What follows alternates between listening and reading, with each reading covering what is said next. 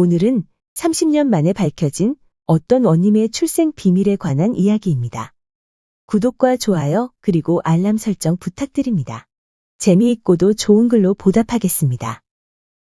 옛날 어느 마을에 소시적부터 결의 형제를 맺은 아이 셋이 살고 있었다. 몇 년이 지나자 모두 의젓한 총각이 되었는데 하루는 삼형제 중 마지가 두 동생에게 말했다. 내가 듣자니 산중 깊은 곳에 있는 암자에 들어가서 돌을 닦으면 생불이 된다고 하더군. 인제부터 유명한 암자를 찾아가 돌을 닦는 것이 좋을 것 같은데 동생들 생각은 어떤가? 두 동생도 맏형과 같은 생각을 하고 있던 차라 돌을 닦으러 가는데 동의했다. 마지가 또 말했다. 그럼 좋네. 우리 금강산으로 가세. 그 산은 세상에서 제일 가는 명산이라 훌륭한 암자와 큰 스님이 있을 걸세. 10년을 기약하고 들어가되 도중에 아무리 큰 곤란이 있더라도 중간에 그만두지 말고 반드시 돌을 닦고 나오세. 삼형제는 10년을 기약하고 금강산을 찾아가 유명한 스승님을 모시고 돌을 닦았다. 이렇게 10년 동안 돌을 닦고 나니 세상 만사 모르는 것이 거의 없게 되었는데 특히 짐승들의 말을 알아들을 수 있었다. 약속대로 10년을 채운 삼형제는 스승과 작별하고 고향 가는 길에 올랐다. 때는 여름이라 산길을 가다가 너무 더워서 산머리에 있는 나무 밑에 앉아 쉬며 땀을 들이고 있는데 골짜기 위에서 까마귀가 까욱까욱하고 허공을 빙빙 돌고 있기에 맏형이 두 동생에게 물었다. 동생들, 까마귀가 왜 저렇게 시끄럽게 하고 있는지 아는가? 형님도 참. 저 산 아래에 좋은 고기가 있는데 사람들이 있어서 우리는 못 먹겠구나. 라고 하지 않습니까? 우리 내려가 뭘 좀 얻어 요기하고 가는 것이 어떻겠습니까? 둘째의 말에 따라 세 사람은 산 아래로 내려갔다. 연기가 모락모락 피어오르는 곳을 찾아가 보니 과연 장정몇이 장작불을 피워놓고 큰 가마솥에다 고기를 삶는 것이 보였다. 옳지, 한 끼 잘 얻어먹게 되었군. 하고 생각하며 그곳으로 찾아가니 한창 불을 떼며 좋아하던 사람들이 삼형제가 오는 것을 보고는 무슨 까닭인지 혼비백산하여 도망쳤다.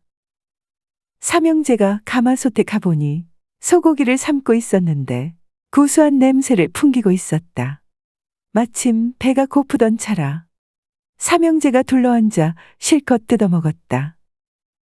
이때 산 위로부터 우르르 사람들이 내려오더니 다짜고짜 삼형제에게 덤벼들었다. 이 고약한 놈들 남의 소를 훔쳐다가 잡아먹어. 하고 삼형제를 밧줄로 결박지어서는 잡아 끌었다. 별다른 방법이 있나? 삼형제는 옴짝 못하고 끌려가 고을 원 앞에 꿇어앉게 되었다. 현명하신 원님, 농가의 소를 훔쳐서는 산속에서 삶아먹던 소도적을 잡아왔습니다. 동찰해 주옵소서. 고을원은 송사를 듣더니 화를 냈다. 네 이놈들! 농가의 소를 도적질에다 잡아먹다니! 그 죄가 매우 크다! 이실직고 하렸다! 억울합니다. 소인들은 소도적이 아닙니다. 마지가 하소연하자 원이 주먹으로 상을 콱 내리쳤다. 네 이놈들! 소를 도적질하지 않고 어떻게 소고기를 삶아 먹을 수 있었단 말이냐? 그런 게 아닙니다. 저희 삼형제는 산중에 들어가서 10년 동안 돌을 닦고 나오던 길입니다. 라고 하면서 일이 여차여차하게 됐노라고 마지가 자세하게 말했다. 배가 고파 한창 먹고 있는데 이 사람들이 와서는 다짜고짜 우리를 묶어왔습니다. 하고 둘째가 맏형의 말에 설명을 보탰다. 그러자 원이 되물었다. 거짓말하지 마라. 소 삶는 것을 내 놈들이 어떻게 알고 찾아 내려갔단 말이냐? 이번에는 막내가 대답했다. 예, 저희가 알고 내려간 것이 아니라 그 골짜기 위에 까마귀란 놈들이 수십 마리 날아들더니 저 산 아래에 맛있는 고기가 있는데 사람들이 있어 못 먹겠구나. 하며 울어대기에 내려갔나이다. 우리는 짐승의 말을 들을 수 있습니다. 원이 이 말을 듣고는 명령했다. 옥니들 듣느냐? 저놈들을 옥에 가두어라. 내일 다시 한번 문초하겠다. 그래서 옥리들이 삼형제를 옥에 가두었다. 원님은 삼형제가 짐승의 말을 안다니 어떻게 하면 그 진실을 알아낼 수 있을까 하고 생각하며 밖으로 나왔다. 그때 마침 처마 밑에 귀제비 한 마리가 둥지의 새끼를 까놓고 먹이를 먹이노라 야단이었다. 그 모습을 보고 얼핏 꾀가 떠오른 원은 이방을 시켜 아무도 몰래 제비 새끼 한 마리를 감추게 했다. 그러고는 이튿날 아침 삼형제를 끌어다 마당에 꿇어앉혔다. 이때 삼형제는 제비가 관아 지붕이를 맴돌며 울부짖는 것을 보고 모두 낯빛이 흐려졌다. 막내 동생이 참지 못하고 고울원에 큰 소리로 말했다. 원님, 제비 새끼는 왜 감추었나이까? 어서 빨리 어미에게 돌려주옵소서. 내가 왜 제비 새끼를 감춘단 말이냐? 도대체 저 제비가 뭐라고 하느냐? 예, 저 제비가 만백성을 다스리는 점잖은 원님이 어찌하여 인간에게 해를 끼치지 않는 저희의 새끼를 잡아간단 말입니까? 하고 말하면서 울고 있습니다. 원이 들어보니 정말 귀신같이 알아맞히는지라 결박한 것을 풀어주라고 명령하고는 털어놓았다. 그대들은 참으로 훌륭한 재주를 가지고 있는 사람들이로다. 내가 어젯밤에 이방을 시켜 제비 새끼를 감추었다. 그러고는 연회를 베풀었는데 그야말로 상다리가 부러지게 차렸다.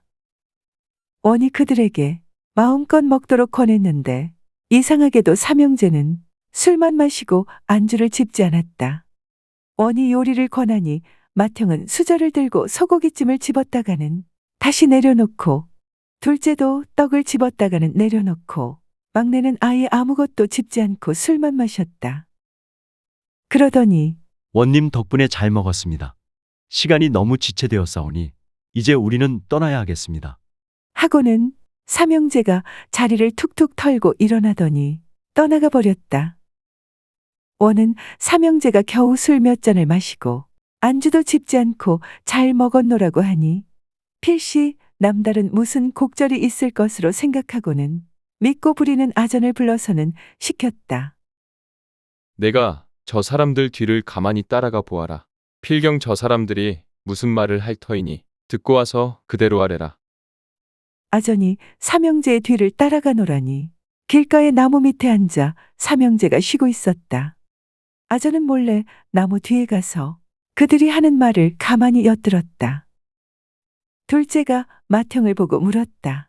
형님, 어째서 그 좋은 소고기 안주를 집었다가는 놓을 뿐 왜 잡숫지 않았어? 아니 동생 그걸 모르나? 그 소고기가 어떤 소고기인 줄 아나? 예전 어떤 마을에 앞뒷집이 있었다네. 그런데 앞집에서는 여인이 아이를 낳았는데 낳자마자 아이가 죽었고 뒷집에서는 어미 소가 송아지를 낳다가 죽어버렸네. 뒷집에서 어미 없는 송아지를 아이 죽은 집에 키우라고 주었다네. 앞집에 아이 죽은 어미는 자기 젖을 송아지에게 먹여서 키웠다네. 그러다가 송아지가 소가 되니 부림소로 쓰다가 늙어서 일을 못하니까 잡아서 장에 내다 팔았지. 원이 잔치를 열면서 아무것도 모르고 그 소고기를 사다가 술안주를 만들었다네. 송아지가 사람의 젖을 먹고 컸으니 그 고기를 먹는다면 사람 고기를 먹는 것과 같은데 내가 어찌 먹겠나?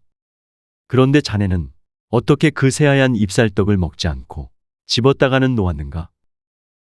형님, 그 떡을 빚은 쌀이 무슨 쌀인 줄 아시오? 그 쌀은 몇백 년 전 공동묘지였던 자리를 논으로 만든 곳에 심은 것이니 송장 물을 빨아먹고 자란 것인데 그걸 알고야 더러워서 어떻게 먹겠소? 말하다 말고 둘째가 막내 동생에게 물었다. 그런데 자네는 어째서 말도 없이 술만 마시고 있었나? 형님네들, 그 원님이 누구의 자식인 줄 압니까? 그 원님은 중의 아들입니다. 세상에 중의 아들이 원님 노릇을 하는 법이 어디 있어? 이 사실을 제대로 알려면 원님의 어머니가 아직 살아있으니 물어보면 될 겁니다. 하 그런가? 하지만 우리가 상관할 게 무엇인가? 될 만하니까 되었겠지. 푹 쉬었으니 이젠 길을 떠나보세. 그러고는 삼형제가 다시 길을 떠났다. 아전이 이 말을 듣고 깜짝 놀라 그 길로 돌아왔다. 하지만 마지와 둘째의 말만 알려주고 막내가 한 말은 일부러 원님에게 알려주지 않았다.